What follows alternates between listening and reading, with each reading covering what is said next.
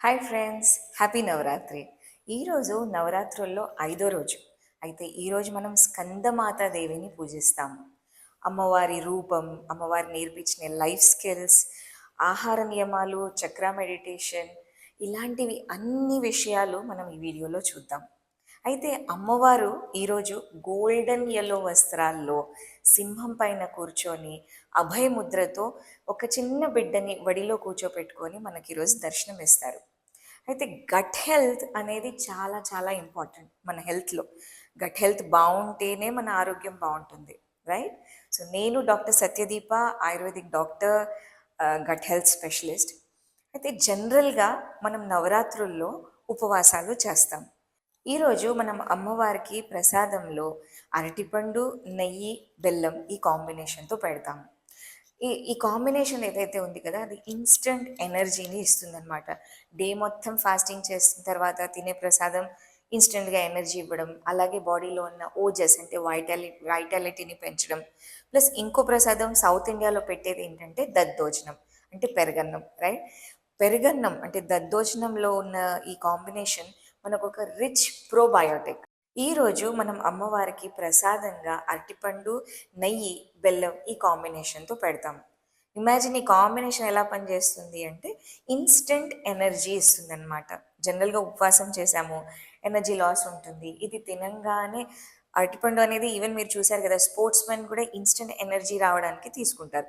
అలాగే ఈ కాంబినేషన్ మనం తీసుకున్నప్పుడు ఇన్స్టెంట్ ఎనర్జీ, ఇన్స్టెంట్ వైటాలిటీ వస్తుంది. సౌత్ ఇండియాలో చాలా వరకు దద్దోజనం పెడతారు. దద్దోజనం ఈజ్ ద రిచెస్ట్ ప్రోబయోటిక్, అంటే మన గట్ హెల్త్ ఇంప్రూవ్ చేయడానికి బాగా సపోర్ట్ చేస్తుంది. ఎవరైతే ఉపవాసం చేయలేని వాళ్ళు ఉంటారో వాళ్ళు చాలా లైట్ డైట్ తీసుకోవాలి. సామలు కావచ్చు, కొర్రలు కావచ్చు, దాంతో ఆహారం తీసుకోవడం. తీగ కూరలు అంటే సొరకాయ అవ్వచ్చు, బీరకాయ, పొట్లకాయ, అలాంటివి ఈజీగా డైజెస్ట్ అయ్యే ఆహారాలు కూడా తీసుకోవచ్చు. సీజనల్ ఫ్రూట్స్ తీసుకోవచ్చు. ఇది ఆహారం ప్రసాదం మనం చూసాము. ఈరోజు మనం చేయాల్సిన లైఫ్ స్టైల్ ఏంటంటే బ్రహ్మముహూర్తం లేచిన తర్వాత యోగాసనాలు చేయడం.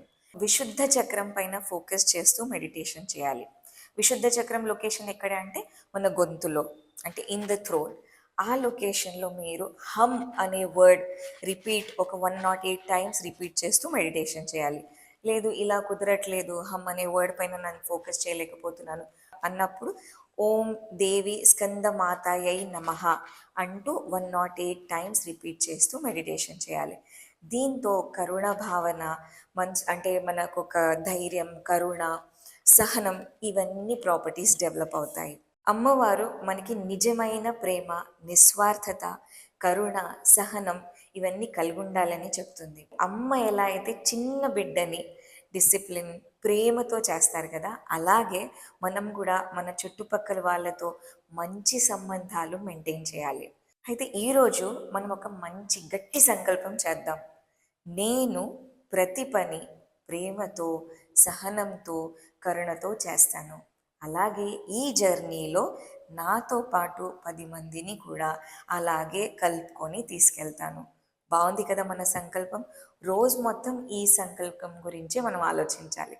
రేపు మనము కాత్యాయని దేవి గురించి తెలుసుకుందాము. సో ఇలాంటి వీడియోల కోసం ఖచ్చితంగా నా ఛానల్ని సబ్స్క్రైబ్ చేయండి, ఫాలో అవ్వండి.